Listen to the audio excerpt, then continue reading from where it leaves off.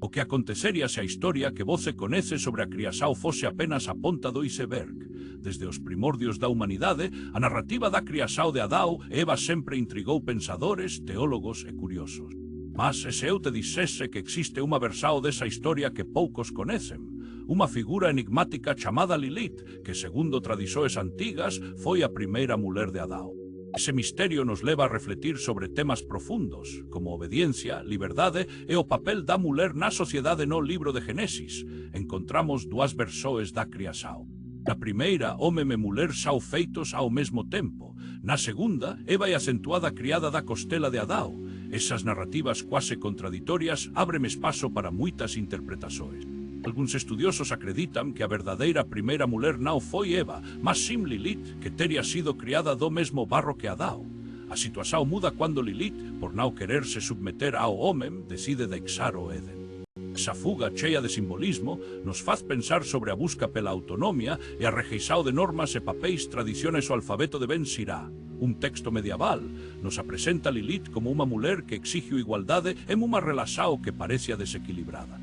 Súa determinaxao a levou a fugir para o Mar Vermelo, uníndose a seres espirituais rebeldes.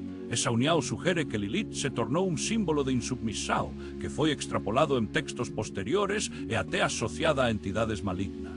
O libro de Isaías menciona unha criatura chamada Lilith, o que alimenta aínda máis esa narrativa misteriosa en Tao, porque a historia de Lilith nao é acentuada lembrada nas narrativas máis populares e reverenciadas. A resposta pode estar nunha escola consciente de preservar unha versao segura da criaxao. Eva, que representa submisao e compaixao, acaba por substituir a figura rebelde de Lilith, que se torna un ícone do temor e da dúbida, unha ameaza á grave orden convencional. Esta transixao nao só revela o viés da narrativa crista tradicional, mas tamén nos convida a refletir sobre como os papéis de género xao moldados e interpretados ao longo do tempo a figura de Lilith tratando de igualdade e súa recusa en se submeter a normas. Nos leva a pensar na luta humana por libre arbitrio. O desexo de se autodeterminar aínda ecoa nos días de hoxe.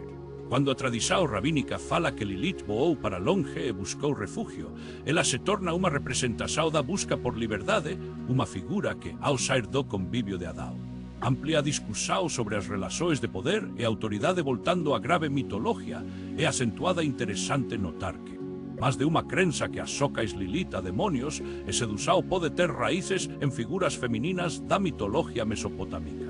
Iso levanta questões sobre como a figura de Lilith foi moldada e adaptada ao longo das eras.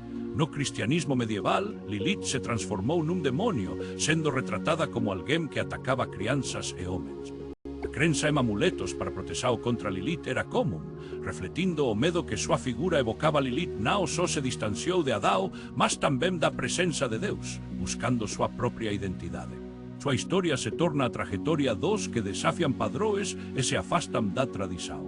A teologia crista tradicional nos alerta que tal rebeliao resulta en separaxao do divino, mas vale lembrar que mesmo a rebeldia de Lilith traz unha reflexao sobre a parte humana na busca por compreensao e identidade. É acentuada fascinante notar como, na ausencia de Lilith, Eva emerge como un pilar da narrativa bíblica. Criada da costela de Adao, Eva simboliza a alianza e armonía, un reflexo do propósito divino. Enquanto Lilith representa a liberdade derradeira, Eva encarna a nova posibilidade de vida, a mae de todos os viventes. Contudo, a falta de Lilith nas historias sagradas sugere un apagamento intencional, onde a protexao da orden social deseja evitar a subversao que súas asoes poderían provocar aínda así. O legado de Lilith persiste. Seu nome e súas asoes reverberan nas sombras, instigando discusiones sobre obediencia, liberdade e aceitaxao dos propios desejos.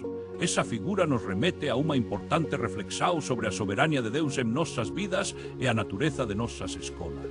Ao nos depararmos con Lilith e súas decisiones, somos compelidos a considerar cual é acentuada a maior liberdade.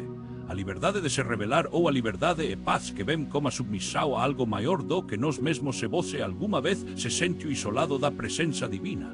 Saiba que Deus sempre recebe voce de volta. A historia de Lilith é acentuada unha alerta e unha inspiraxao. Rebelarse contra o que é acentuada expectado pode ter un custo, mas a verdadeira liberdade reside en reconocer súa vontade. Reflita sobre iso e busque a verdadeira paz que se encontra na aceitaxao de súa grasa. O que esa reflexao sobre Lilith te fez repensar, compartile seus pensamentos abaixo.